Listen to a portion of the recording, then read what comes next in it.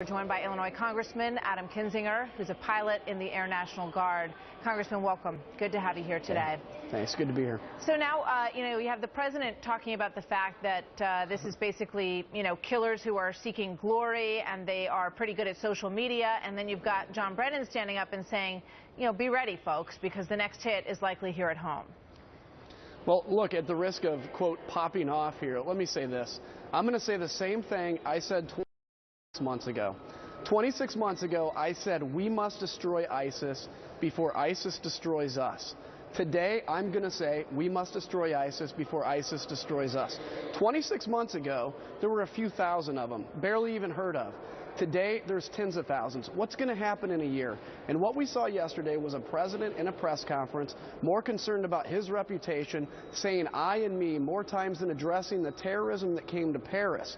And so am I worried about an attack in Washington, D.C.? Absolutely, because I think we have an administration with their head in the sand, unwilling to accept the fact that ISIS is a destructive cancer that now just doesn't reach out to other countries in the Middle East, as bad as that is anyway, but now can potentially reach out to Paris, as we saw, and now to Washington, D.C. We have great Capitol police officers here, but I worry for their safety, too, if this comes to Washington. Yeah.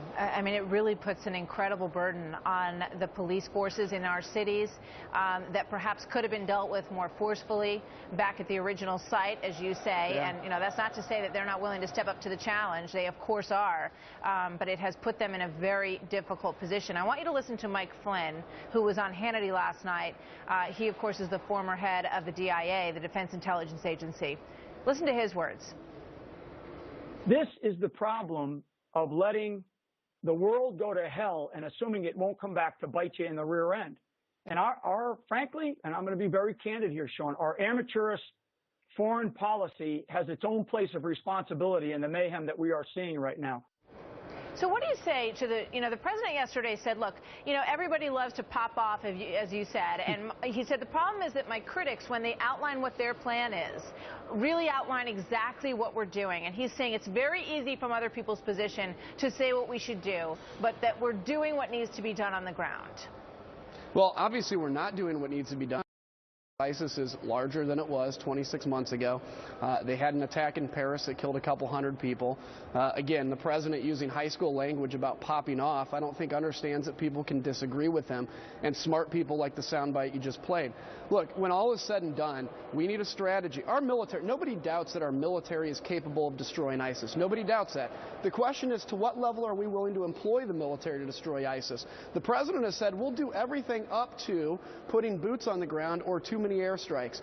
Otherwise, that becomes the red line over the existence of ISIS. Look, if I was president, or the next president of the United States hopefully comes forward and says we will employ the exact amount of combat power to level this threat and destroy it for good. Now, that's going to maybe take some boots on the ground. It's not going to take 100,000. Nobody's ever suggested 100,000 troops.